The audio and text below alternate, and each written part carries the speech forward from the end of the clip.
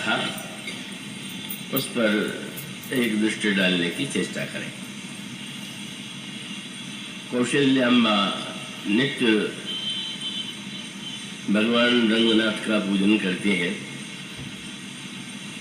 पर एक विशेष अवसर पर प्रभु ने उनको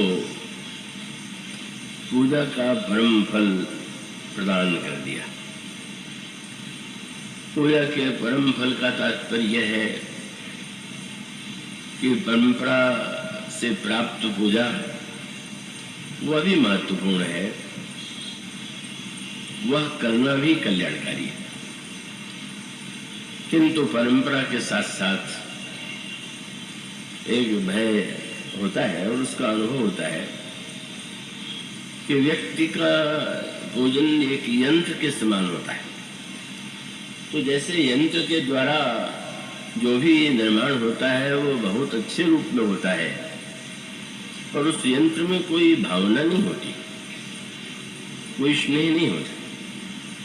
तो इसी प्रकार से भगवान की पूजा भी यंत्र के रूप में यदि करें तो पूजा तो व्यर्थ नहीं जाएगी।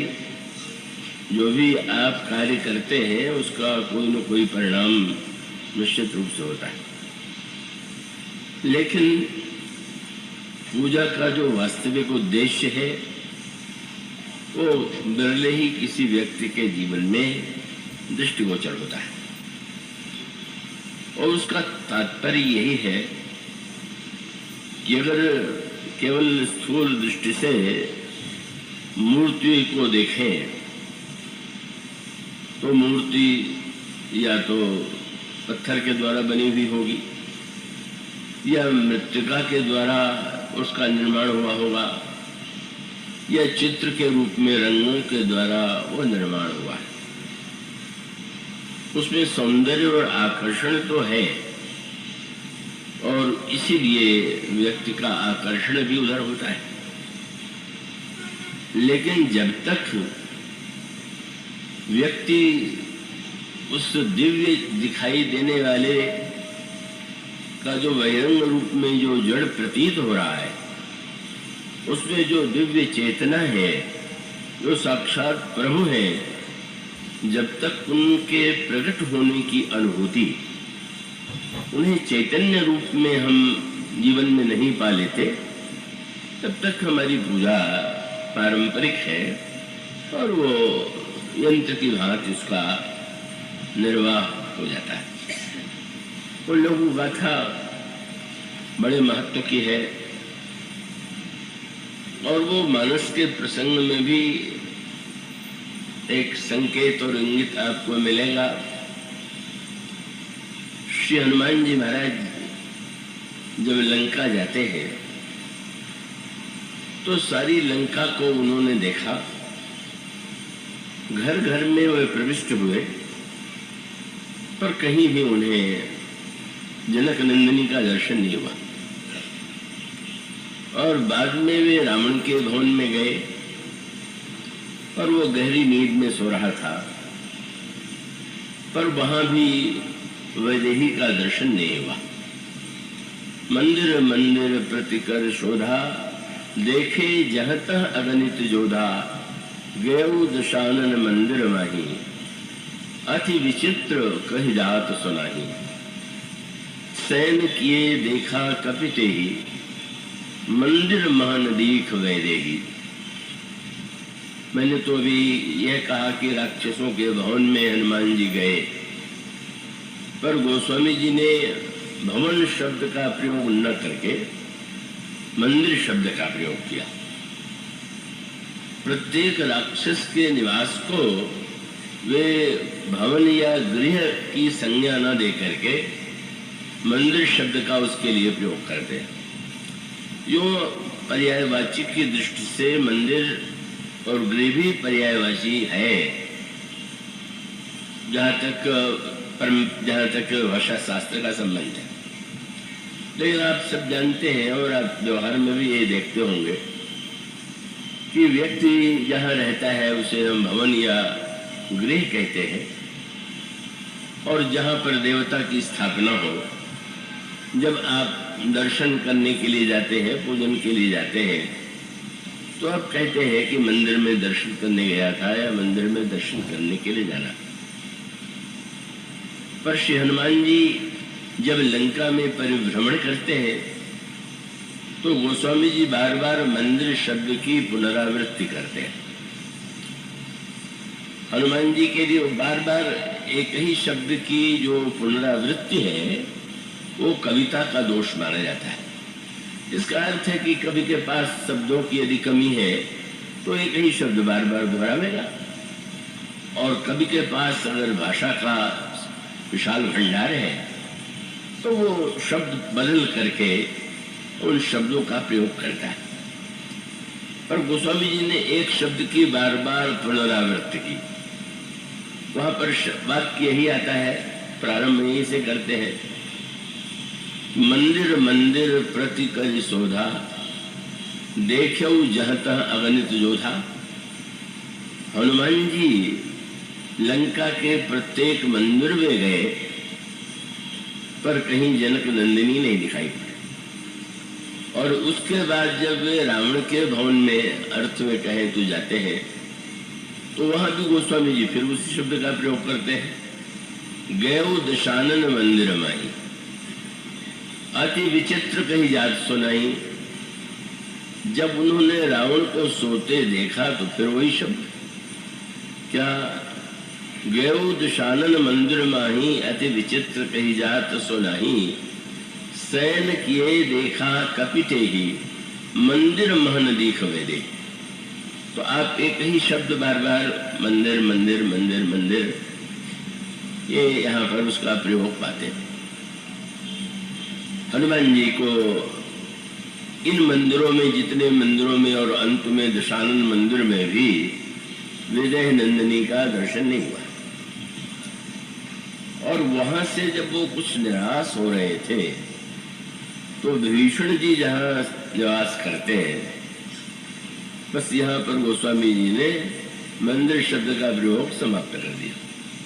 कह सकते थे कि अब रावण के मंदिर के बाद विभीषण के मंदिर में गए तो उनका भवन एक पुर दीख सुहावा। फिर उसके बाद विभीषण को एक बहुत सुंदर भवन दिखाई पड़ा। किसी ने कहा, महाराज लंका में सारे राक्षसों के पास मंदिर है, एक विभीषण ही इस शब्द से वंचित क्यों रह गए? बोले नहीं, मंदिर वहां है, लेकिन उसको जोड़ कितने सुंदर ढंग से देते हैं कि हरि मंदिर तह बिंद बना हुआ। विभीषण के भवन के पास हरि मंदिर बना हुआ है। बहुत बड़ा सूत्र है। गोस्वामी जी के पास तो भाषाओं का इतना बड़ा भंडार है कि उसकी कोई सीमा नहीं। पर उनका सबसे बड़ा व्यंग ये है कि मंदिर में देवता की पूजा होती है और लंका में भी मंदिर है और वहां पूजा होती है। और सच पूछिए तो कटु सत्य ये है कि समाज में अधिकांश व्यक्ति जो है वो मंदिर में ही निवास कर रहे हैं। पर मंदिर में जिसकी पूजा होती है वह कौन है? जिसका देवता देह है, शरीर है। और क्या बढ़िया शरीर की पूजा होती है।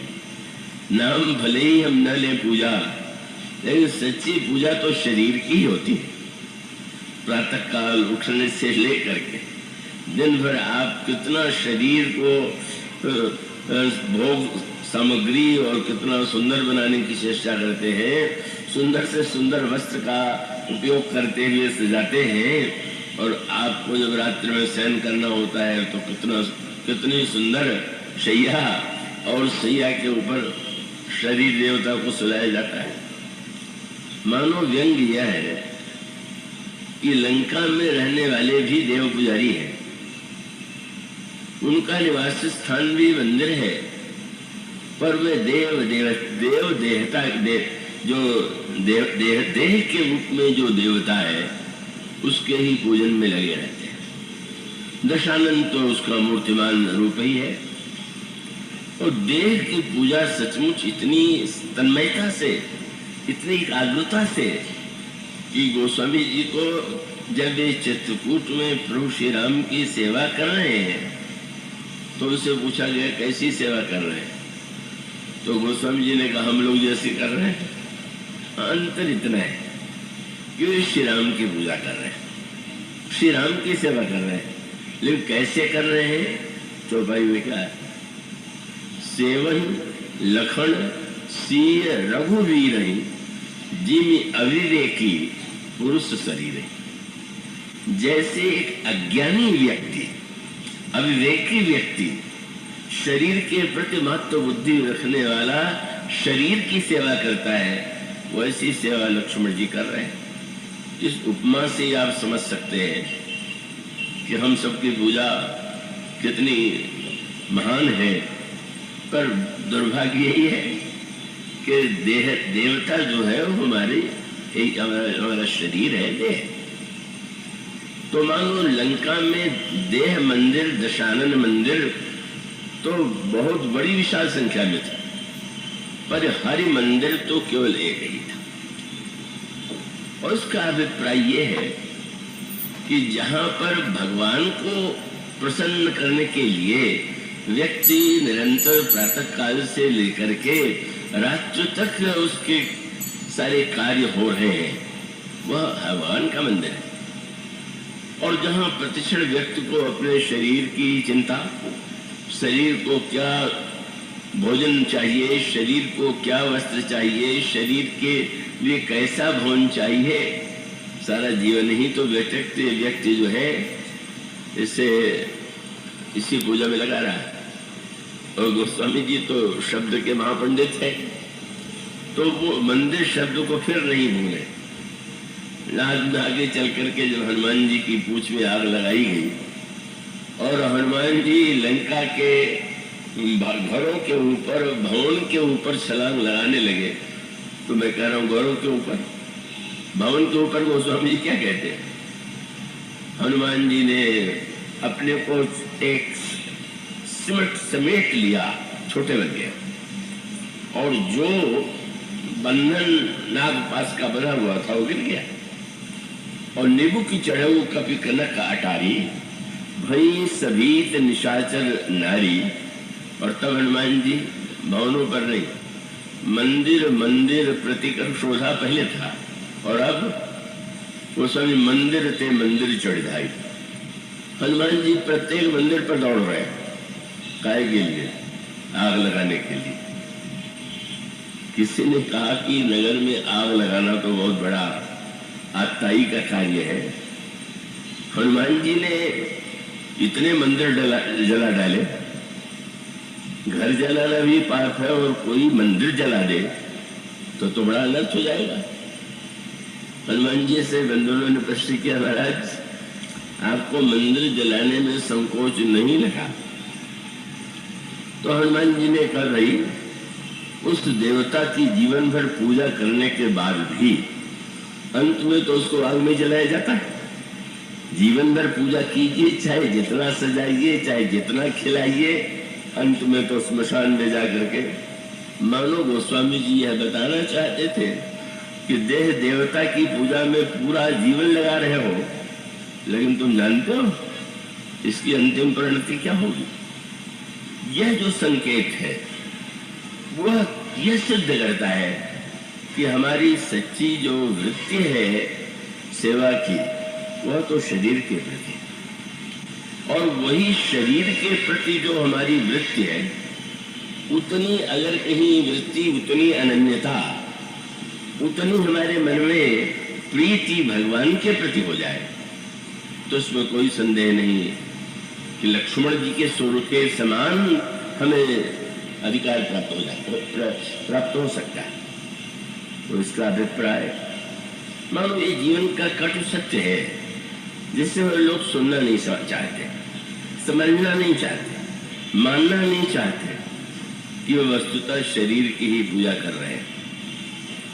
वास्तविक पूजा तो विभीषण ही एकमात्र ऐसे है जो लंका में रहते हुए भी भगवान की पूजा करते हैं। शरीर से वे भवन में रहते हैं, पर बगल में हरि मंदिर बना हुआ है। और इस हरि मंदिर में कितनी बड़ी समस्या के बड़े ऐसी स्थिति में ऐसे नगर में पूजा और हरि की पूजा जहाँ का स्वामी रावण हो, इतना कठिन है। इसीलिए तो भगवान ने विभीषण जी से जब वो शरण में आए तो पूछ दिया कि मित्र, मुझे हनुमान जी से पता लगा था कि तुम लंका में रह करके भी धर्म का निर्वाह कर रहे थे, तो एक दुष्ट व्यक्ति हो जाए तो धर्म का पालन कठिन कर देता है। खल मंडली बसहु दिन राती, सखा धर्म निभै केहि भांति। जहाँ चारों ओर दुष्ट ही दुष्ट रह रहे हो, उसमें तुम कैसे धर्म का निर्वाह करते थे? मुझे तो बड़ा आश्चर्य होता है। हनुमान जी ने तो विभीषण ने तो विनम्रता पूर्वक कह दिया कि प्रभु, मैं क्या निर्वाह करता। मानो संकेत यह था कि हनुमान जी ने जब सारी मंदिर को देखा तो उसके साथ साथ कुछ वस्तुएं और भी उन्होंने लगी हुई देखी। एक तो चारों ओर तुलसी के लगे हुए थे, दिव्य हमारी जो परम पूजनीय तुलसी हैं, उनके छोटे छोटे बड़े हरिद्रा युक्त श्यामता युक्त वो तुलसी मंजरी दिखाई दे रही थी। और जो दूसरी वस्तु दिखाई दे रही थी कि विभीषण के उस हरि मंदिर पर भगवान के धनुष और बाण का चिन्ह अंकित, रामायुध अंकित गृह शोभा वर्ण में जाए। मानो उसका सांकेतिक अर्थ यह है, धनुष बाण, और उस धनुष बाण को चारों ओर उन्होंने अंकित किया है। इसका अभिप्राय यह है कि भगवान के धनुष बाण पर विश्वास करके ही भगवान का यह जो धनुष है क्या है, वह बाण किस धातु का बना हुआ है? तो स्वामी जी कहते हैं यह कोई लोहे चांदी सोने हड्डी इसका बना हुआ नहीं। तब लव निमेष परमाणु युग बरस कल्प सरचंड, ये जो समय के नाम आप लेते रहते हैं, यही भगवान के कठोरतम बाण है। और जो धनुष है, लव निमेष परमाणु युग बरस कल्प सरचंड, भजसी न मन तेहि राम कह काल जासु कोदंड। जिसको आप धनुष के रूप में देख रहे हैं वह काल, और जिसे आप बाण के रूप में देख रहे हैं वही समय का जो विभाजित नाम है। एक वर्ष, एक मास, एक दिन, एक घंटा, एक पल, यही ईश्वर के बाण है। और लंका कांड में ही ये दोहा गोस्वामी ने लिखा, अन्य कांडों में भी लिख सकते थे, पर लंका कांड का अभिप्राय ये है कि वे व्यक्ति को सावधान करना चाहते हैं कि याद रखो ईश्वर का जो काल कोदंड है और जो समय का बाण है वह तो अमोघ है, वो कभी व्यर्थ नहीं जाता। तो मानो उनके जीवन में जो भगवान के प्रति अविचल आस्था है, विश्वास है। कई बार लोग कहा करते हैं विभीषण जी तो देशद्रोही थे, भ्रातृद्रोही थे। मानो जो नहीं समझ पाते एक महान भक्त को वे इस रूप में देखते। विभीषण जी में अगर वह वृत्ति होती तो चाहे तो लंका में रह करके श्री राम के पास संदेश भेज करके लंका के भेद भेजते रहते, और यह है श्री राम के पास जाते भी तो ऐसे छिप करके जाते कि कोई देख नहीं। लेकिन आप पढ़ते रावण की सभा में जब वे जाते हैं तो खुली घोषणा करके जाते, रावण को चुनौती दे करके जाते और ये कह करके जाते मैं जा रहा हूं, और ये बता दिया कि वे कौन है, कोई पूछ सकता है, डर नहीं लगता। उन्होंने कहा राम सत्य संकल्प प्रभु सभा काल वस्तो।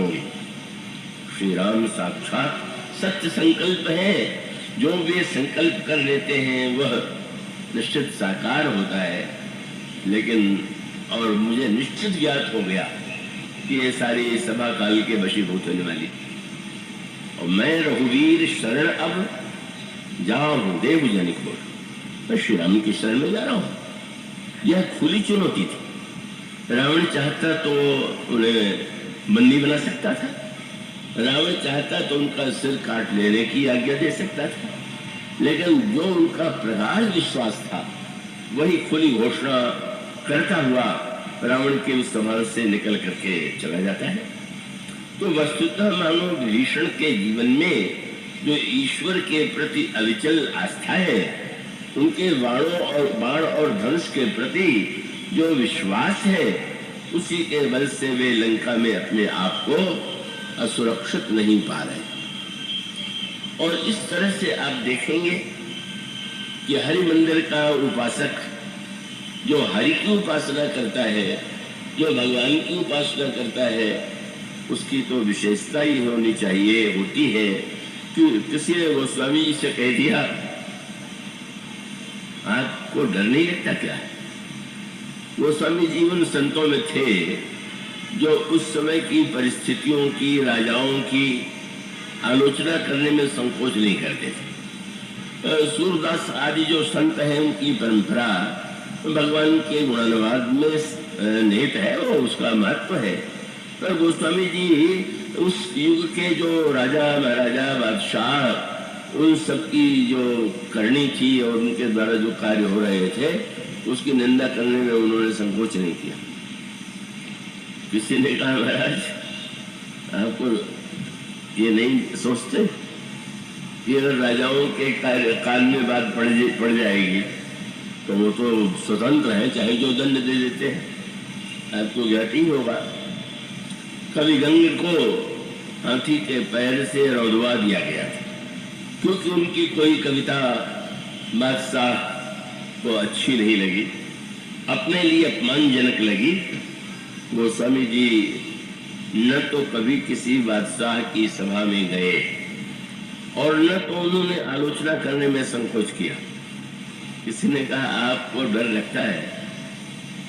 तो गोस्वामी जी ने कहा, कैसे डर लगे? बोले, तुलसीदास रघुवीर बाहुबल सदा अभय काहू न डरे। क्या तुलसीदास तो भगवान के उस अभयदायी भुजा का महान, जिसके हाथ में, जिसके द्वारा काल संचालित होता है, उसके आश्रय में जब है, क्यों डरने लगा? तो उसका अभिप्राय यह है कि यह प्रगाढ़ आस्था कितने लोगों के जीवन में दिखाई देगी। हम सब लोगों के जीवन में तो बहुत अभाव है। भगवान स्वयं कहते हैं कि अगर कोई व्यक्ति कहे कि मैं दास हूं और मोर दास कहाई न आशा करई तो कहू कहाँ विश्वासा। वो संसार में लोगों को ऐसे आशा ही लगाए रखे है तो वो तो सचमुच दास नहीं। तो मानो विभीषण जो है, इतनी प्रतिकूल परिस्थितियों में भी विश्वास पूर्वक भगवान की आराधना कर रहे थे, पर शरणागति में थोड़ा विलंब हुआ। अब मैं आशा करूंगा कि आप थोड़ा और अपने को आगे बढ़ाएंगे। पहले भी तो भगवान की शरण में जा सकते थे, पर ऐसा नहीं हुआ। श्री हनुमान जी के आने के बाद तब उनके हृदय में वह शरणागति की भावना प्रबल होती है और अंत में वे भगवान की शरण में जाने में समर्थ होते हैं। अब इसका एक सूक्ष्म संकेत भी समझने योग्य है, और वो सूक्ष्म संकेत यह है का उसको जिस संदर्भ में मैं अभी कह रहा था कि कभी कभी विधि का तो महत्व है, पर विधि के द्वारा व्यक्ति उसको पालन करके भी तो एक संतोष पा लेता है। आप पूजा कर लेते हैं तो आपको प्रसन्नता होती है, हाँ मैंने पूजा कर लिया, या 1 घंटे में या 2 घंटे में पूजन करता हूँ, तो यह संतोष भक्ति की दिशा में कल्याणकारी में। कब व्यापार में कौन व्यापारी आगे बढ़ता है कि जिसके जीवन में संतोष न हो। संतोष न होने का मैं समर्थन नहीं कर रहा हूँ। इसका अभिप्राय कि जिसको थोड़े से धन से होगा, अच्छा बहुत है, तो वो क्यों उन्नति करेगा, वो क्यों प्रयत्न करेगा। इसलिए जिस व्यक्ति में जितना असंतोष है वह व्यक्ति उतना आगे बढ़ता है। और क्रम बहुत सुंदर है। हम लोगों के जीवन में संतोष और असंतोष दोनों है। तो जहां असंतोष बचाना चाहिए वहां असंतोष है, और जहां असंतोष होना चाहिए वो हमारे जीवन में नहीं। और इसका अभिप्राय है कि अगर धन में संतोष हो और भजन में असंतोष हो तो बहुत अच्छा है। आपको भजन लगे कि क्या भजन होता है, मैं तो कुछ नहीं कर पाता, हाय हाय मैं तो, मेरे पास कहाँ भगवान को प्रसन्न करने योग्य गुण है। तो जैसे धन के प्रति आसक्ति वाला, असंतोष वाला धन के लिए प्रयत्नशील होता है, क्या उसी प्रकार से भगवान के भजन में भी जिसको कमी लग रही हो कि ये नहीं प्रसन्न हो गया कि हम तो 1 घंटा भजन करते हैं, क्या वो भजन कर रहा है, उसको लगे कुछ कर ही नहीं रहे, कहाँ कर पा रहे हैं। जब यह निरंतर अभाव की अनुभूति बनी रहे, बल्कि गोस्वामी जी ने तो कहा 2 तरह के धनी हैं। एक धनी वस्तुतः धन युक्त है, पर इतना धन है कि वो तो बैंक में सुरक्षित है, और एक दरिद्र है, उसे भी धन चाहिए। और दरिद्र जब धन थोड़ा बहुत कमा लेता है तो उसका स्वभाव क्या है कि वो दिन भर करने के बाद थोड़े से द्रव्य को उसने एकत्र किया, अब रात को बैठ कर रोज गिनता है और डरता रहता है कि उठा न ले जाए, कोई चोरी न हो जाए, मानो वो बेचैन रहता है धन की रक्षा के लिए। तो गोस्वामी जी ने कहा भगवान के प्रति प्रेम जो होगा वो धनी के धन की तरह नहीं, दरिद्र के धन की तरह। सुनो सच सदा रंक के धन जो, क्यों बोले पूनी पूनी प्रभु ही समारई। जैसे बेचारा थोड़ा सा रुपया संभाल रहा है बार बार बार बार, इसी प्रकार से गरीब जैसे बार बार संभालता है, इसी प्रकार से उसको संभाले रहिए, संभालते रहिए। इसलिए गोस्वामी ने इसी शब्द का प्रयोग किया। हनुमान जी को छोड़ करके और कोई बंदर समुद्र पार करने में समर्थ नहीं है। हनुमान जी जब चलते हैं तो शब्द वही गोस्वामी ने लिखा। हनुमान जी कहते हैं कि आप लोग यहाँ पर मेरी प्रतीक्षा करें, और उस समय जब चलने लगते हैं तो गोस्वामी जी ने कितना सुंदर शब्द लिखा, क्या बोले बार बार रघुवीर संहारी। हनुमान जी बार बार प्रभु को संभाल रहे हैं, क्यों, कहीं गिर न जाए, कहीं खो न जाए, समुद्र है, लंका है, कहीं ये हमारे प्रभु की स्मृति, प्रभु का नाम, प्रभु का रूप, प्रभु के गुण विस्मृत न हो जाए। ये संभाल शब्द जो है बड़ा ही प्रेरक है। तो मानो भगवान को संभालने की जो व्यग्रता है, उनके नाम को कितने भी नाम का जप करें और ऐसा लगने लगे कि वो क्या हुआ, किस तरह का धन है। तो व्यंग में एक सज्जन ने कहा, बात तो हंसी की लगती है, लेकिन असंतोषी की असंतोष के ऊपर वो व्यंग है कि एक व्यक्ति ने बहुत धन एकत्र किया और बाद में जब थोड़ा सा ऐसा लगा कि अब किसी समय मृत्यु हो सकती है, तो मुनीम को बुला के पूछा कि मेरे पास जितना धन है वो कितने समय तक मेरे परिवार में रहेगा। तो उसने कहा महाराज आपने जो धन कमाया वो 14 पीढ़ी के लिए, कुछ न करे तो भी यथेष्ट है। तो सेठ जी रोने लगे, महाराज रो क्यों रहे हैं, बोले 15वीं पीढ़ी का क्या होगा। माने 14 के बाद भी चिंता है, 15वीं पीढ़ी का क्या होगा। कितना असंतोष है, कितनी कमी लग रही है। यहाँ तो भगवान के भजन में कहाँ बेचैनी है, कहाँ व्यग्रता है, यंत्र की तरह नृत्य करते हैं और अपने आप को संतुष्ट कर लेते हैं। मैं कर तो लेता हूँ ना, इतना तो मैं कर सकता हूँ ना। यह जो मनुष्य का संतोष है, जब असंतोष में बदलता है, व्यग्रता आती है, उसे पाने की उत्कंठा तीव्र हो जाती है, तब वो मानव साधना का चरमोत्कर्ष है। तो विभीषण जी इन परिस्थितियों में भगवान की पूजा कर रहे हैं, भगवान का भजन कर रहे हैं, सब है, लेकिन वो तो बेचैन है। पर वो बेचैनी उतनी नहीं थी जितनी हनुमान जी के आने के बाद वो बढ़ गई। और ये बेचैनी का वो तो हृदय में कभी कभी किसी किसी के ही उत्पन्न होती है। और इस संदर्भ में वही गाथा, एक व्यक्ति थे, वो नित्य प्रातः काल 4 बजे पूजन करते थे, पाठ करते थे, बड़े संतुष्ट थे। पर वो एक दिन ऐसा हुआ कि नींद 4 बजे नहीं खुली, थोड़ा विलंब होने लगा। तो विलंब होने पर अचानक उनको किसी ने आके झकझोर के जगा दिया और जगा के कहा, अरे उठो उठो, प्रार्थना का समय हो गया, करो प्रार्थना। प्रसन्न होकर के उन्होंने प्रार्थना की, समय पर जगा दिए गए। प्रार्थना करने के बाद जगाने वाले से पूछा कि आप कौन, कितने कृपालु हो कि आपने सोते से जगा करके मुझे भजन में बैठा दिया। उन्होंने कहा, देखिए आप पूछते हैं तो सत्य यह है कि मैं पाप हूं। अरे तो संत लोग अपने को ऐसा कहते हैं, पाप होते तो आप मुझे सुलाते क्यों जगाते?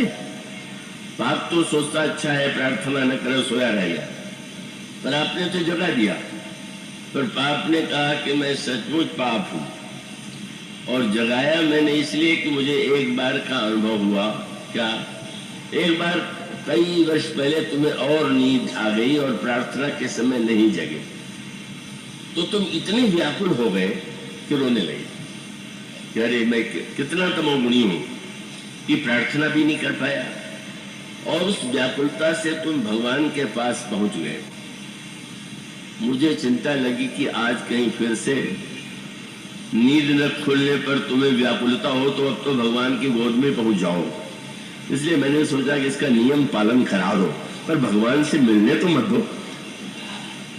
संकेत मानो 4 बजे उठ करके प्रार्थना करने वाले को कोई गर्व होता है, संतोष होता है।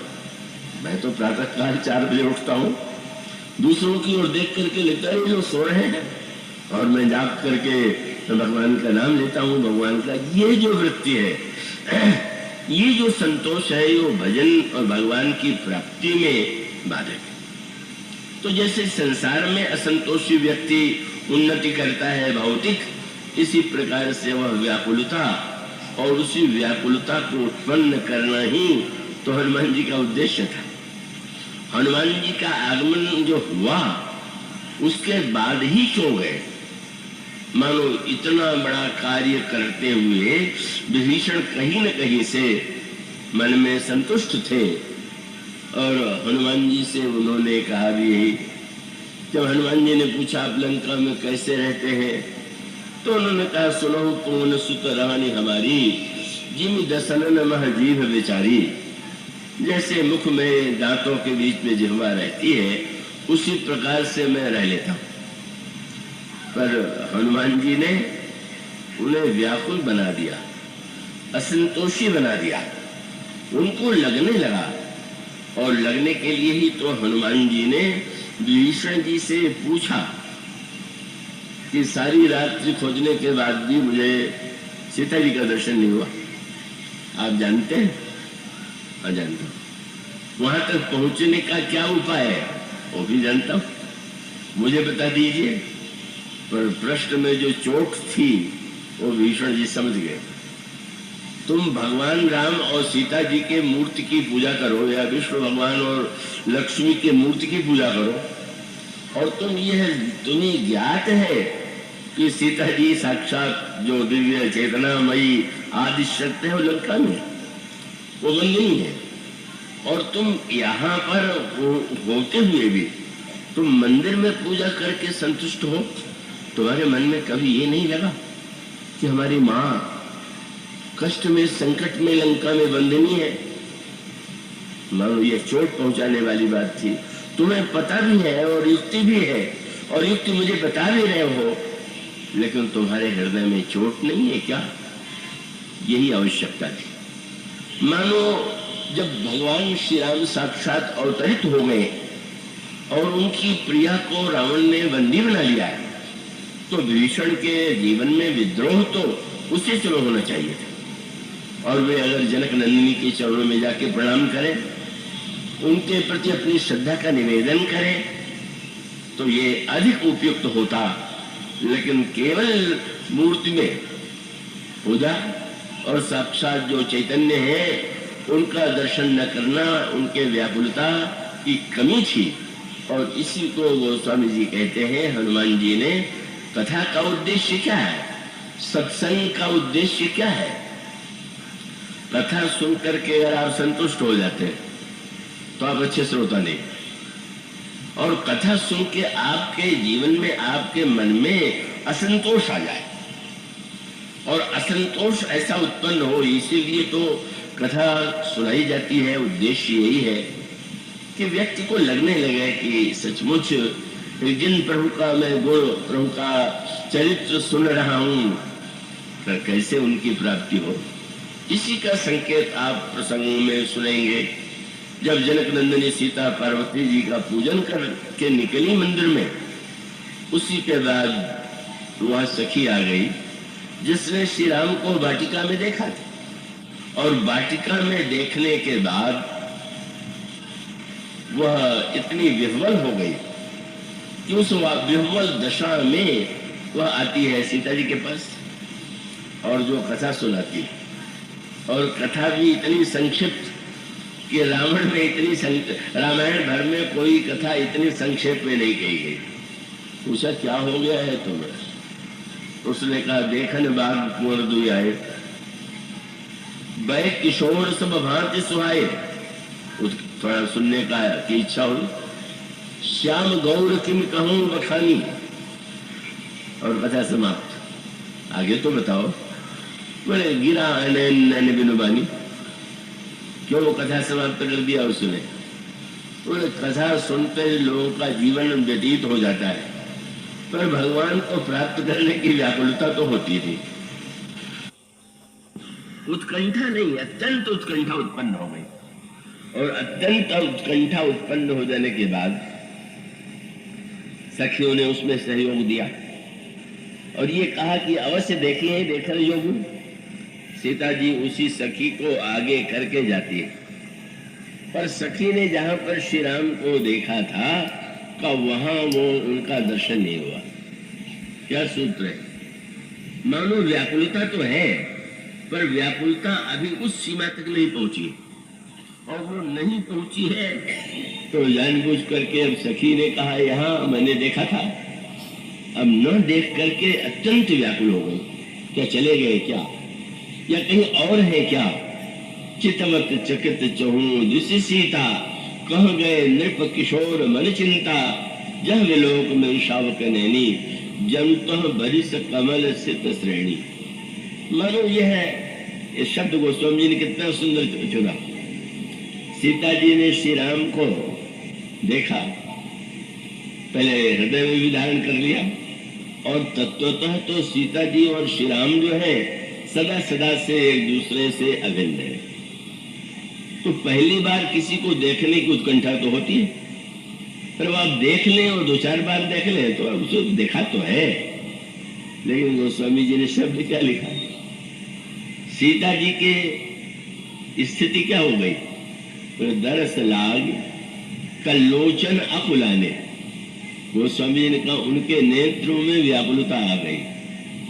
उसका मानो तात्पर्य यह था कि सीता जी जो है देख रूप लोचन ललचाने, श्री राम की सुंदरता देख करके नेत्र ललचा गए। माने लोभी एक ऐसा होता है कि जिसको कभी संतोष नहीं होता। कहानी में वो बात नहीं। क्रोधी तो बेचारा अधिक देर क्रोध कर ही नहीं सकते, पर लोभी को तो कभी संतोष नहीं होता। मानो सीता जी के नेत्र लोभी है। अनादिकाल से वो भगवान की सुंदरता देखती आई है, लेकिन अब भी वो नेत्र देखने के लिए उसे अपने आप में पाने के लिए व्यग्र होते हैं। जन्म अवधि हम रूप निहारनु, नैन नान तिरपित भेल।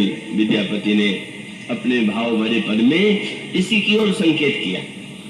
जन्म जन्मांतर से उसे देखने के बाद भी संतोष नहीं होता। यह जो असंतोष है, यही भक्ति की दिशा में व्यक्ति को प्रेरित करता है। और यही श्री राम की कथा सुनने के बाद विभीषण जी के हृदय में उत्पन्न हुआ, कब व्याकुल हो गए। और तब उन्होंने प्रभु से, हनुमान जी से प्रश्न पूछा, कहु कपि कबहु कृपालु गोसाई।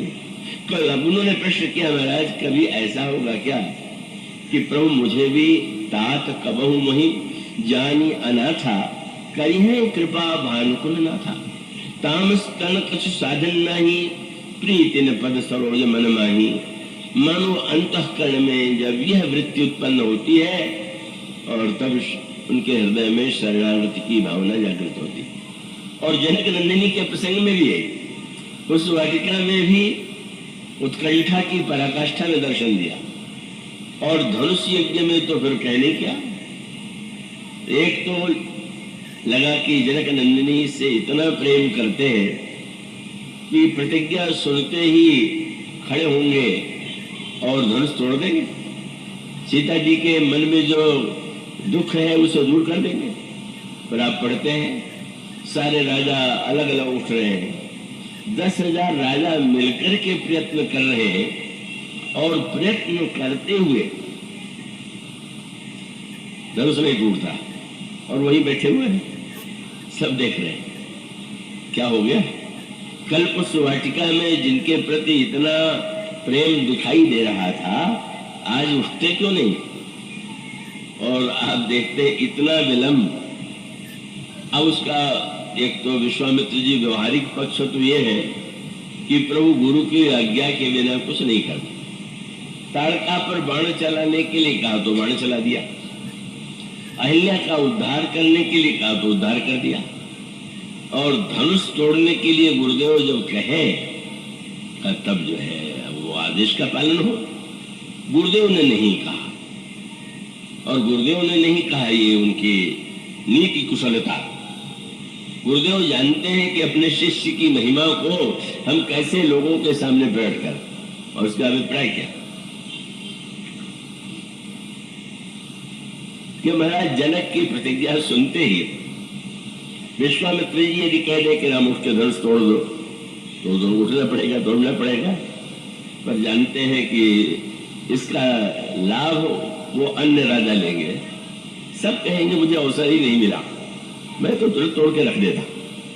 मानो महिमा को प्रकट करने का तात्पर्य यह था कि पहले सब लोग देख लो, प्रयत्न करके थक जाओ, सब असमर्थ हो जाओ, तभी मैं राम को उठने के लिए कहूँगा। ठीक, पर आज्ञा देने के बाद उठे भी तो ऐसा देख के नहीं लग रहा है कि कोई व्यग्रता है। क्यों? ठाड़ भय उठी सहज सुभाए, ठवनी जुआ मृगराज न जाए। बिल्कुल सहज भाव से खड़े हो गए, चलने में थोड़ा जल्दी कर देते, कभी कभी तो दौड़ते भी दिखाई देते हैं रामायण में। पहले सहज ही चले, सकल जग स्वामी मत मंजु बर कुंजर गामी। और वहां पहुंच भी गए तो चारों ओर देखने लगे। इसलिए जनकपुर की स्त्रियों को निश्चित हो गया कि ये क्या धनुष तोड़ेंगे। न उठने में कोई उत्साह, न चलने में। अब यहाँ आकर के धनुष को छोड़ के इधर उधर क्या देख रहे हैं? लेकिन भगवान राम देखते देखते क्या, जब उन्हें लगा अब तोड़ना चाहिए, जब जनक नंदिनी सीता व्याकुल हो गई, और व्याकुलता में जहां पर उन्होंने जड़ को जड़ के रूप में नहीं देखा, चेतन के रूप में देखा। एक बड़े महत्व का सूत्र है। आप किस वस्तु को, चेतन में आप चेतन को नहीं देख पा रहे हैं, जड़ में। यहाँ पर सूत्र वही है कि सीता जी ने सारे देवी देवताओं को मना लिया, और मना लेने के बाद जब लगा कि धनुष तो नहीं टूट रहा, तो अंत में शंकर जी के धनुष की ओर देखा। अब धनुष तो जड़ है, पर मानो उनको ये विश्वास है, और उन्होंने कहा भी कि अन्य देवता, देवी देवता शायद दूर है, इसलिए सहायता करने में नहीं आ रहे हैं, पर आप तो यहीं पर हैं। अब मुझ शंभु चाप गति थोड़ी, धनुष नहीं बोला। नहीं बोला तो उसका अर्थ है कि आप जड़ से कहेंगे तो क्या बोलेगा। और आप ये भी समझ लीजिए कि आपकी प्रार्थना सुन करके भगवान अगर नहीं बोल रहे, आपको तो कोई असंतोष नहीं होता। आपका कोई मित्र आपके कहने पर न बोले तो कहेगा भाई नाराज हो क्या, क्या बात हो गई, बोल क्यों नहीं रहे? और रोज पूजा में आप भगवान से प्रार्थना करते हैं, वो बोलते ही नहीं, पर आपको कोई बेचैनी नहीं। वो तो ठीक है, मानो हमने उनको चेतन के रूप में देखा ही नहीं। अगर चेतन माने तो हमें तुरंत व्यग्रता होगी। आप किसी को भोजन के लिए भोजन परोसे और बिल्कुल भोजन न करें तो आप कहेंगे आपके रुचि का भोजन नहीं बना हो। और हम और आप नित्य भोग लगाते और ज्यों का त्यों लौटाने की कल्पना भी कर लेते। लौट करके आने के बाद क्या भगवान से यह पूछने की बात कभी बनी जाती है कि महाराज लगता है आपने इसमें से कुछ नहीं लिया, शायद आपके पसंद की कोई बात नहीं रही। पर हम लोगों का सारा व्यवहार उन्हें जड़ मानने का है, और जड़ मान करके ही हम सारा यंत्र की तरह, जब पूजा करने वाला जड़ हो और सामने जिसकी पूजा कर रहा हो उसको भी जड़ मान करके पूजा कर रहा हो, तो यंत्र के समान एक विधि का पालन होगा। उसमें वो प्राण प्रतिष्ठा कहाँ से होगी, चेतना का संचार कहाँ से होगा? धन्य है जनक नंदिनी।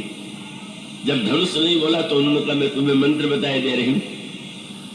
क्या ये लोग दिखाई दे रहे हैं चेतन और तुम दिखाई दे रहे हो जड़, तो अदल बदल कर दो।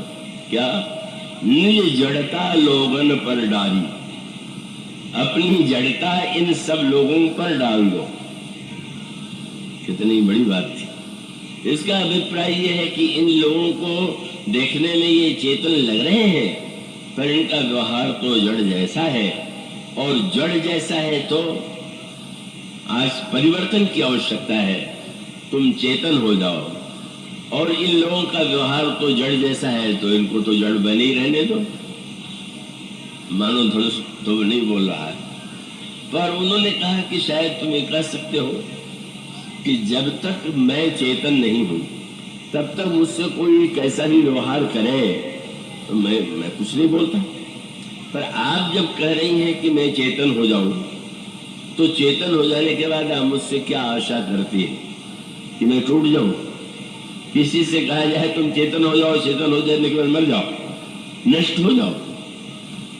सीता जी ने कहा कि मुझे विश्वास है क्या कि जब तक तुम जड़ हो तभी तक तुम्हारे हृदय में कोई चेतना नहीं, लेकिन जिस समय तुम मेरी प्रार्थना सुन करके चेतन हो जाओगे और श्री राम को देखोगे और देखोगे मेरी आंखों से, यही आंखों का ही तो बड़ा महत्व है। किसकी आंख से हम भगवान को देख रहे हैं? और शब्द यही था कि मेरी आंख से जो ही तुम देखोगे हो हरू रघुपति ही निहारी, तुम हल्के हो जाओगे और तुम्हारे अंतःकरण में स्वयं यह उत्कंठा उत्पन्न होगी कि मुझे उठाने में कष्ट न हो, मुझे तोड़ने में भी कष्ट न हो। तुम पूरी तरह समर्पित हो जाओगे, यही मुझे विश्वास है। मानो जनक नंदिनी ने जिस तरह से धनुष में जड़ता के स्थान पर चेतना देखा, हम तो भगवान में ही चेतना नहीं देख पा रहे हैं, तो धनुष में या अन्यत्र कहाँ देख पाएंगे? उसके बाद गोस्वामी जी ने जो सूत्र लिखा कि अभी धनुष तो तुरंत नहीं टूट गया। गोस्वामी जी वाक्य लिखते हैं कि चारों ओर प्रभु देखते हैं, और देखते देखते जब सीता जी की ओर देखा तो आंखों में आंसू, और उन आंसुओं को छिपाने की चेष्टा। गोस्वामी जी कहते हैं कि जनक नंदिनी की आंखों में लोचन जल रह लोचन कोना, जैसे परम कृपण कर सोना। लालची रूप में तो उस वाटिका में वर्णन किया ही था, अब कृपण और बना दिया। कितनी बढ़िया बात। लालची हो तो बहुत एकत्र करेगा, पर बहुत एकत्र करके भी कोई बांटने वाला हो सकता है। पर लालची भी और कृपण भी हो तब तो वो कभी भी एक द्रव्य का एक भाग भी देने के लिए उत्सुक नहीं होगा। तो गोस्वामी कहते हैं कि प्रभु को लगा कि इनके नेत्रों के आंसू जो है वह तो कृपण के सोने की तरह है। और तब अब प्रभु ने निर्णय किया, अब धनुष तोड़ना है। पर उसके पहले शब्द क्या है? अब इतनी देर बाद आपने निर्णय क्यों किया? तो कहते त्रिषित वारी बिन जो तन त्यागा, मुए करई का सुधा तड़ाका। अगर प्यास के मारे कोई मर जाए तो बाद में अमृत का समुद्र भी मिल जाए तो क्या। तो इतने देर भगवान का अभिप्राय ये था कि बिना तृषा के पानी मिल जाए तो लेता है, लेकिन कोई आनंद नहीं आता। और थोड़ी तृषा के बाद जल मिले तो पिएगा और फिर हाँ हाँ बहुत बढ़िया जल। लेकिन अगर तृषा ऐसी गहरी हो, श्री राधा रानी जी के विषय में प्रश्न किया गया कि किस धातु से राधा रानी का शरीर बना हुआ। आपने अगर उस साहित्य को संतों के साहित्य में पढ़ा होगा, फिल्मी गानों में नहीं, तो आप पाएंगे कि संत कहते हैं श्री राधा रानी का निर्माण पंच धातु से नहीं है, कि वस्तु से नहीं है। तब क्या है? बोले प्यास ही को रूप मानो प्यारी जू को रूप। मूर्तिमान प्यास को अगर शरीर धारण करा करके प्रस्तुत कर दिया जाए तो मूर्तिमती पिपाशा ही राधा रानी। यह जो पिपाशा है समय से पहले मिल जाए तो कोई विशेष आनंद नहीं, और व्यक्ति इतना व्याकुल हो जाए कि मृत्यु हो जाए तब क्या लाभ। भगवान ने अब क्षण वो आ गया, और वो क्षण यदि आ गया तो अब विलंब नहीं करना चाहिए। और अगले क्षण लेत चढ़ावत खींचत गाड़े काहू न लिखा देख सब ठाड़े। भगवान श्री राम में एक दिव्य नई चेतना का संचार होता है। ईश्वर अचेत है कि सचेत है, वेदांत की भाषा अलग है, अनेक भाषाओं का स्वरूप अलग है। भगवान तो वही है, पर भगवान में चेतना का संचार कब होगा। श्री राम तो वहीं बैठे हुए, पर वहीं बैठे हुए भी वे धनुष नहीं तोड़ रहे, पर जब वो व्याकुल हो जाती है, आंसू निकल पड़ता है और प्राण चला जाएगा, कि यह स्थिति आ जाती है, तो भगवान इतने शीघ्रता से धनुष तोड़ देते हैं कि लेत चढ़ावत खींचत गाढ़े काहू न लखा देख सब ठाड़े। तेछल राम मध्य धनु तोरा भरे भुवन धुनि घोर कठोरा। मानो उसका अभिप्राय यह है कि मूर्ति पूजा तो करने वाले लाखों करोड़ों व्यक्ति हैं, पर जिसको पूजा कहते हैं जिस रूप में, और उसका एक सूत्र में बता दूं कि पूजा करते हुए जब भगवान चेतन हो जाए और आप जड़ हो जाए, इसका अर्थ आपने ध्यान से तो सोचा। भगवान श्री भरत जी की क्या विशेषता? बोले जौ न होत जग जन्म भरत को सकल धरणी, वो तो है ही है, पर गोस्वामी जी कहते होत न भूतल भाव भरत को, तो अचर सचर चर अचर करत को। भरत जी का जन्म न हुआ होता तो जड़ को चेतन और चेतन को जड़ कौन बनाता? यही प्रेम की परिभाषा है। आप अपने को चेतन मान रहे हैं और चेतन मान करके भगवान की पूजा में बैठे भी तो मांगों की सूची लिए हुए पेश करते रहते हैं, ये चाहिए, ये चाहिए, ये चाहिए, ये चाहिए। आपकी मांगों का कोई अंत नहीं, और जिनके सामने आप सूची रख रहे वो बोल नहीं रहे, उनकी ओर से कोई उत्तर नहीं मिल रहा है। सचमुच प्रार्थना का चरम फल जो भरत के प्रेम में मिलता है कि जिस समय साधक पूजन करने वाला, जैसे जड़ जो है वो चेतन के हाथों में पूरी तरह से है, वो चाहे जैसा उपयोग करे, इसी प्रकार से जब हम अपने आप को भगवान के प्रति इतना समर्पित कर दें कि जड़ से जैसा व्यवहार चाहे चेतन कर सकता है वैसे ही, और भगवान जो मूर्ति के रूप में जड़ दिखाई दे रहे हैं उनमें चेतना का संचार हो जाए। इसलिए श्री सीता जी के चरित्र में या अन्य भक्तों के चरित्र में उसका सूत्र यही है, पर उस व्याकुलता को सही अर्थों में ही लेना चाहिए। अब अगर कोई साधक कहे कि मैं तो जीव काट के शंकर जी को चढ़ा दूंगा, या कहीं तो उससे भी सिर फिरे होंगे, मैं तो अपने पुत्र का भी बलिदान कर दूंगा, परिणाम होता है कि वो जेल में जाते हैं। वो तो एक प्रकार से वो पढ़ लिया है, उन्होंने व्यर्थ का एक उन्माद अपने जीवन में पाल लिया है। जब व्यक्ति जो है सचमुच रावण की तरह पूजा मत कीजिए, पूजा तो भगवान राम और सीता जी जैसे करती हैं वैसे कीजिए। भगवान राम शंकर जी की पूजा करते हैं तो मूर्ति की पूजा करते हैं, और रावण शंकर जी की मूर्ति की पूजा नहीं करता, शंकर जी स्वयं वहां आते हैं। कैसा विचित्र! मूर्ति जड़ दिखाई देती है और व्यक्ति चैतन्य दिखाई दे रहा है। तो वेद पढ़े यदि शंभु सभी तो पूजाओ न रावण सो घर आवे। शंकर जी से रावण ने कहा कि आप तो कैलाश पर्वत पर बैठे ही रहते हैं, आज के पूजा ले जाया करिए। और जब शंकर जी आते हैं तो रावण लोगों को दिखलाता, मैं तुम लोगों की तरह थोड़ी पूजा करता हूँ, देख लो शंकर जी स्वयं मेरे घर आए हुए, मुझसे पूजा कराने हैं। सोचिए, जब भगवान समुद्र के किनारे पूजा करने के लिए चले तो क्या वो शंकर जी को निमंत्रण नहीं भेज सकते थे? रावण के घर में नित्य आवे, क्या एक दिन भी श्री राम के बुलाने पर शंकर जी ना आते क्या? लेकिन कैसी अनोखी बात है, भगवान राम ने मूर्ति की पूजा किया, रावण ने चेतन की पूजा किया, पर रावण ने मूर्ति को चेतन के रूप में पूजा करते हुए भी जड़ मान लिया। और भगवान राम ने जब शंकर जी की पूजा किया तो जड़ को जड़ के रूप में नहीं देखा। क्या देखा? किसी ने कहा महाराज शंकर जी को निमंत्रण भेज दिया जाए, प्रहार करके पूजा लें। तो प्रभु ने कहा कि भगवान शिव जो है क्या एक स्थान पर है? वो तो कण कण में व्याप्त है, इसमें ही व्याप्त है। उनको मैं बुलाऊंगा तो धृष्टता है क्या? ये तो जहां है मेरी प्रार्थना यही स्वीकार करेगी। मानो ये मान रहे थे कि ये जड़ नहीं चेतन है शंकर, और रावण ये जान रहा था, मान रहा था कि कितने भी चेतन हो पर वो जड़ है और मेरी इच्छा पूर्ति करने के लिए बाध्य है।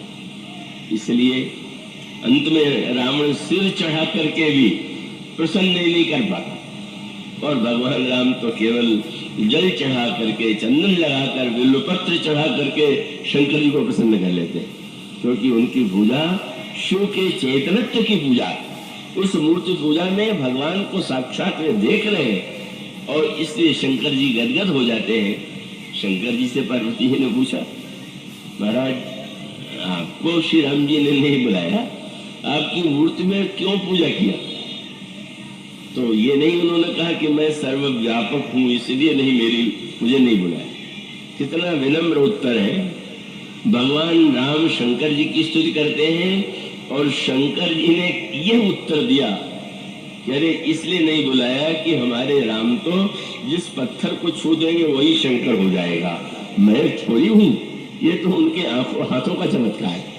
मानो यह जो दिव्य चेतन भावना है, जब पूजा का परम फल, परम उद्देश्य जब हमारे जीवन में उदित होता है तो वह पूजा हमारी सार्थक होती है, पूर्ण होती है। पर इसको सुन के आप पूजा करना बंद न कर दीजिएगा और ये न मान लीजिएगा कि अभी तो हमको ऐसा नहीं दिखाई देता है।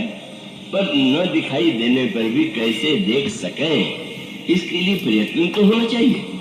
हमारे हृदय में व्याकुलता और उत्कंठा तो होनी चाहिए। इसलिए प्रभु की बड़ी कृपा थी।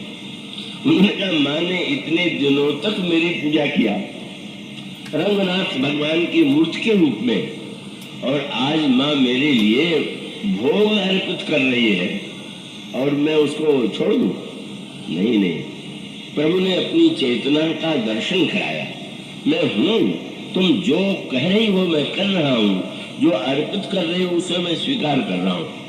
मानो माँ को आज प्रभु ने वह भेद मिटा दिया, बालक को सुला दिया जिसे वे चेतन मानती थी, मूर्ति की पूजा कर रही थी जिसे देखने में केवल मूर्ति मान रही थी। भगवान इसीलिए कौशल्याम्बा के सामने विराट अखंड रूप का दर्शन कराते, और विराट अखंड रूप का दर्शन करने का तात्पर्य यह था कि माँ तुम पूजा नित्य करो, बालक के रूप में लेकर के मुझे स्तनपान कराओ, प्यार दो, पर इस बात को मत भूलो कि मेरा स्वरूप क्या है, मैं वस्तुतः कौन हूँ। और इसीलिए प्रभु ने माया को साकार करके दिखा दिया, और फिर भक्ति को भगवान ने सामने सामने। कौशल्या माँ देख रही है, देखी माया सब विधि गाढ़ी, अति सभी तजोरे कर ठाड़ी। वह माया जो माया सब जगह ही नचावा, जो माया सबको नचा रही। और कितनी जटिल बात है, नचाने वाला सामने हो तो आप उसको कहिए कि हम नहीं नाचेंगे, नचाने वाला दिखाई न दे और व्यक्ति नाचते नाचते और कितने दिन। कोई नर्तक 2-4 घंटे नाचता है, उतने में बेचारा थक जाता है, और यहाँ व्यक्ति जीवन भर नाच रहा है। इसीलिए विनय पत्रिका में गोस्वामी जी ने, सूरदास जी ने सूर सागर में क्या भगवान से कहा। सूरदास जी कहते हैं, महाराज अब आपकी माया ने तो बहुत नचाया और उसके नचाने पर मैं नाच रहा हूँ। आपने वो पद पढ़ा होगा, अब मैं नाचो बहुत गोपाल। कैसे नाच कर रहे हैं, नाचे हैं बोले काम क्रोध कह पहली चोलना, कंच विषय की माल कृष्णा नाद करत घट भीतर निंदा शब्द रसाल। यही हम लोगों के जीवन का चित्र है। जिस तरह हम नाच रहे हैं, जिस तरह से काम और वासनाओं के द्वारा रचा रहे हैं, और अंत में उन्होंने कहा, महाराज भगवान कृष्ण ने कहा तो फिर बंद क्यों नहीं कर देते, थक गए हो। बोले महाराज वो नचाने वाली जो माया है वो हमें क्या हमारे चाहने पर बंद कर देगी। माया कौन है, बोले तेहि कर भेद सुनो तुम दो, विद्या अपर अविद्या सो, एक दुष्ट अतिशय दुख रूपा, जापस जीव पराभव कोपा। महाराज एक ही उपाय क्या, बोले सूरदास को सबई अविद्या दूर करो न दलाल। महाराज ये अविद्या दूर कर दीजिए तो नाचना बंद हो जाएगा। और गोस्वामी जी विनय पत्रिका में वही बात अपनी भाषा में कहते हैं, नाचत ही निसी दिवस मरो। रात में नाच रहा हूं, दिन में नाच रहा हूं, दिन में थक गए, रात को सोए पर वहां भी नाचना बंद नहीं हो रहा, सपना आ रहा, दुखदाई सपना आ रहा, दुखी हो रहे हैं, कष्ट पा रहे हैं, दिन रात नाचत ही निस दिवस मरो। कब से नाच रहे हो, बोले तब ते हरि न भयो स्थिर, जब ते जीव नाम धर्यो। उन्होंने दूसरी भाषा में बहुवासना विविध भूषण का गोस्वामी जी चित्र वही सूरदास जी से मिलता जुलता प्रस्तुत करते हैं और अंत में निवेदन करते हैं, महाराज कौन ऐसा संसार का कोना है जहां मैं नचाया नहीं जा रहा हूं। 84 लाख योनियों में मुझे चक्कर कटाने वाली यह माया सदा नचा रही, और उस नाचते नाचते थक जाने पर भी उस माया पर हमारा अधिकार नहीं हो पाता। इसीलिए भगवान भी स्वीकार करते हैं कि यह जो माया है ये गुणमयी है। गुणमयी का अर्थ आप जानते हैं, गुण गुण को भी कहते हैं और रस्सी को भी कहते हैं। तो रस्सी एक जब हो तो टूटने का डर रहता है, इसलिए जब इसको मजबूत बनाना होता है तो रस्सी को टेढ़ा बना देते हैं। तो टेढ़ा बना देंगे तो रस्सी फिर इतनी मजबूत हो जाती, टूटती नहीं। बोले माया ने जीव को बांधने के लिए टेढ़ी रस्सी बनाई, और वो टेढ़ी रस्सी बोले सतोगुण, रजोगुण, तमोगुण, इनमें गुण शब्द है ना, तीनों को मिला करके माया व्यक्ति को नचा रही। और उस बंधन से, उस नाच से छूटने का उपाय किसी के पास नहीं दिखाई दे रहा है, और नहीं दिखाई दे रहा है तो क्या करें। वो स्वामी जी ने कहा कि महाराज अब एक ही उपाय है, क्या, थक गया हूं। तो थक गए हो तो क्या चाहते हो, बोले तुलसीदास निज भवन द्वार प्रभु दीजे रह निखरो। अब थक के आपके द्वार पर आ गया हूं, अब यही पड़े रहने दीजिए। क्यों, बोले सब जगह माया जाएगी पर यहाँ तो आ नहीं पाएगी, ताते ही डर पताती माया, और महाराज बस यही पड़ा रहने दीजिए।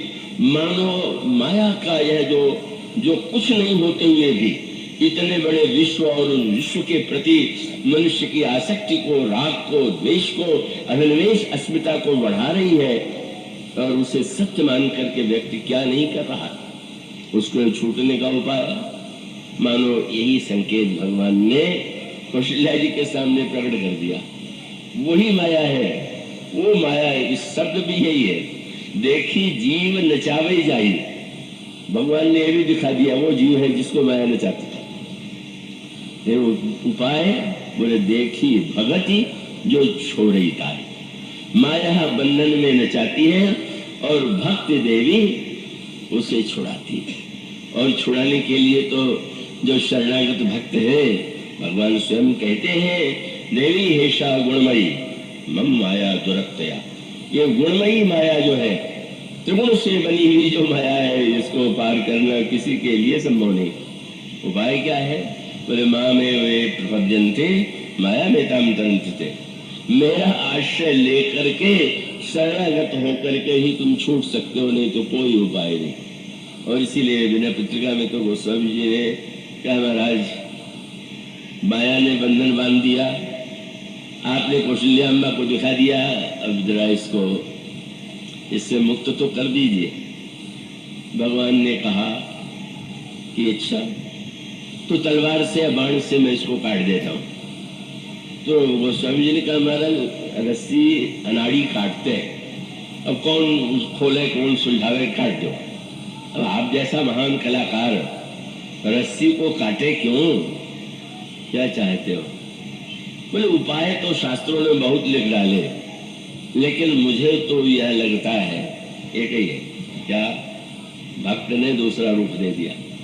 भक्त ने कहा है सुत विदित उपाय सकल सुर। कहीं दास ने हो रहे बहुत से उपाय, लेकिन प्रभु तुलसीदास यह जीव मोह रजू यही बांधे सोई छोड़े। जिसे रस्सी बांधा हो वही छोड़ दे तो कोई न काटना है न जोड़ना है न खोलना है। महाराज मैंने बांधा है कि माया ने बांधा? बोले महाराज लगता तो यही है कि माया ने बांधा है। माया सबको नचा रही है, पर आज तो कौशल्या जी देख रहे हैं कि वो माया थर थर कांप रही। क्यों? माया नाचने वाली भी है, सबको नचा भी रही है, पर वो उसको नचाने वाला कौन है? बोले जो माया सब जगह ही नचावा, जासु चरित लके काहू न पावा, सोई प्रभु भ्रू विलास खगराजा, नाच नटी व सहित समाजा।